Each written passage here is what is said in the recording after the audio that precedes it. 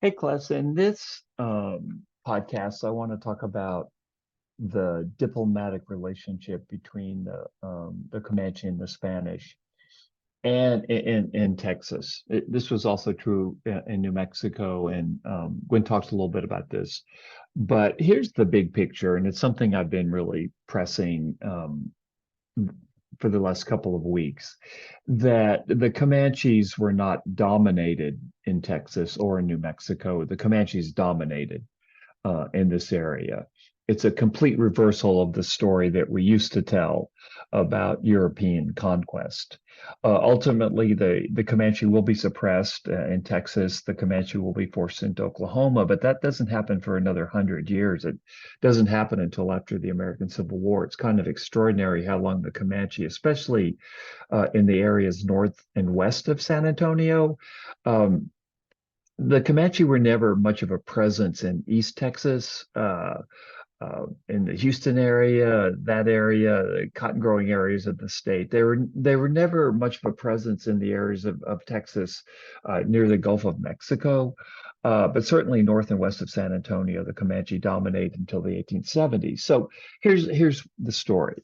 Uh, the Comanche they would kind of harass the Spanish in San Antonio, but basically they left the Spanish alone in San Antonio, especially after they destroyed the San Saba mission and Presidio in the 1750s. As I've said before, San Antonio, luckily for the Spanish, was just a little bit out of what the Comanche considered their territory, the Comancheria, and that was just pure luck on the part of the Spanish. It wasn't something they thought of in 718 when they founded San Antonio.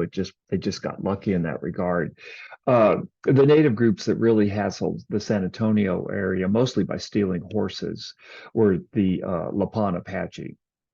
And of course, the Lipan Apache and the Comanche were deadly enemies. Okay, so the Comanches dominate the area north and west of San Antonio. They shut down Spanish expansion in Texas, north and west of San Antonio. That's a very significant point about the Comanche. The Comanche just would not let the Spanish into Comanche territory, into the Comancheria, and they far outnumbered the Spanish in terms of warriors versus Spanish soldiers, maybe on the order of 100 to 1. The Comanches are also getting arms from next door in Louisiana, from the French, and then later the Americans. So they're well armed as well. And it's not just Texas. The Comanche dominate the eastern part of New Mexico as well. Uh, there's some other indigenous tribes that they work with, but let's just focus on Texas for now. Okay, so by the 1780s, the Spanish are feeling okay about Texas. And the reason for this is I'm not going to, it gets super complicated here, the history, and it's a little bit in the weeds. But what happens is in 1763 or so, French Louisiana becomes Spanish Louisiana. And the reason for that is there was a world war. The French were on one side, the Spanish were on the other side. The group that the Spanish were associated with, especially the British, won the war. And as a reward, the Spanish gained control over French Louisiana until 1803. There's a big, even to this day, there's a significant Spanish historical presence in New Orleans because of that 40-year period where the Spanish control Louisiana. The big picture for us, or the big point for us, is that now that the Spanish control Louisiana, um, they don't really need to worry about Texas being a buffer zone anymore. So they're relaxed about Texas. And once the Spanish become relaxed about Texas, then they stop paying attention to Texas. They try to withdraw resources from Texas. It's very expensive what the Spanish are doing in Texas, even though they don't populate Texas to any great extent. It does cost money, even to the small extent that the Spanish are appropriating in Texas. So after the 1760s, the Spanish basically start kind of a withdrawal of resources from Texas. They don't withdraw from Texas, but they start consolidating. They're trying to save money, is really what it comes down to. And so, as part of this initiative, what the Spanish do is by the 1780s, this all takes a while to kind of, settle out. The Spanish decide that they're tired of fighting the Comanche. And the big actor in this, historical actor in this, was actually the governor of New Mexico, a guy by the name of Juan Bautista de Anza. He, in the 1780s, actually defeated the Comanche, and then he decided, look, I can't wipe the Comanche out, so I'm just going to start talking to them. So what we have is diplomacy between the Comanche and the Spanish, and it starts in New Mexico, but it also affects Texas.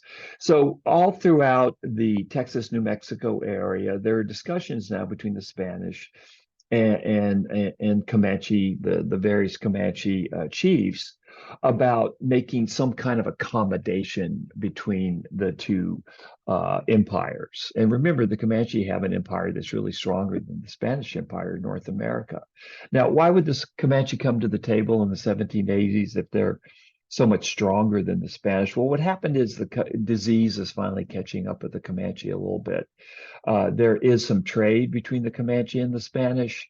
There's some interaction, some human interaction between the Comanche and the Spanish. The Comanche come to the huge fairs that would happen in what's now the northern Mexico. At various times during the year, they would come and often they would trade captives, children they'd kidnap. They'd also would trade hides, deer hides, buffalo hides as well, things the Spanish desired. So you're starting to have a little bit, it's not just constant war between the Comanche and the Spanish. There's a little bit of human interaction.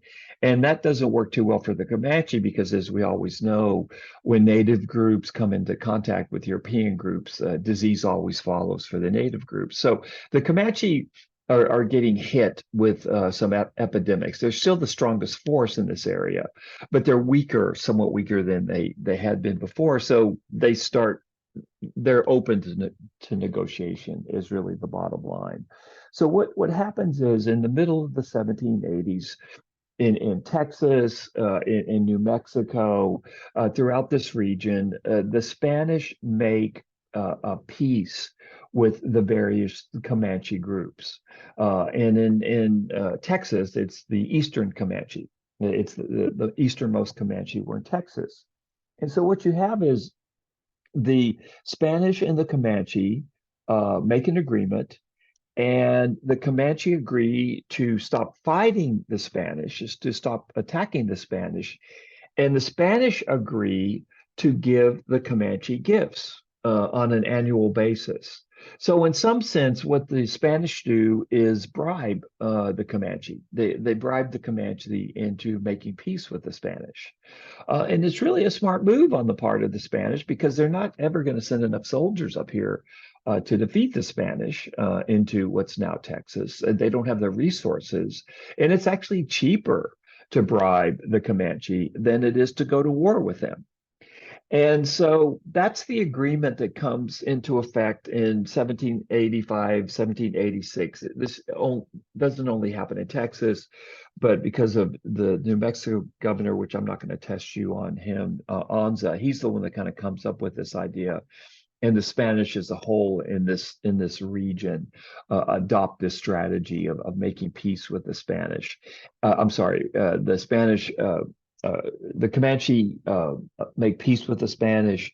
The Spanish basically buy off the Comanche, and the Comanche. It's not 100% peaceful after 1785, but it actually is pretty successful.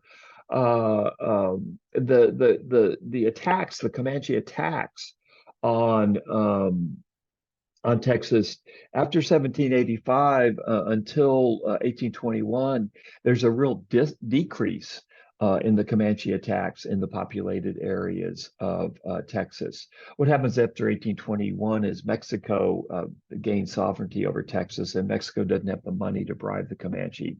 So they start going wild again after 1821. But what you have is with 1785, you get, because of this Comanche Spanish diplomacy, and it's interesting. When I was in college, we never thought of the Comanche as being diplomats, but they were actually pretty savvy diplomats, and they had a lot of leverage, and they were quite successful in dealing with the Spanish. So after the 1780s, for about a 25-year period, the Comanche attacks in Texas decrease. They never go away altogether, but they decrease. The other bonus that the Spanish get is the Comanche and the Spanish align. They join together. And after the mid 1780s, after the peace treaties are signed, the Comanche and the Spanish together, they crush the Lopana, the Apache. They go on a campaign against the Lopana Apache that are hassling San Antonio, and they do tremendous damage to the Lopana Apache. They don't wipe out the Lapon Apache. Lapon Apache, in my documents, there are Lapon Apache on the Frio River, where many of us have floated in our life. Um, as late as the 1870s, there were still Lapon Apache sighted on the Frio River. Lapon were still killing cattle or stealing cattle on the Frio River. But nonetheless, they were great. The Lapon Apache were greatly weakened after the Comanche and the Spanish made peace and then aligned with each other to attack the Lapon Apache. So that's the significant Comanche-Spanish agreement of the mid 1780s. A kind of a quasi peace was established between the two empires. The Spanish bought off the Comanche by giving them gifts. Together, they attacked the Lapon Apache. And for the most part, Comanche attacks in Texas really quieted down for about 25 years.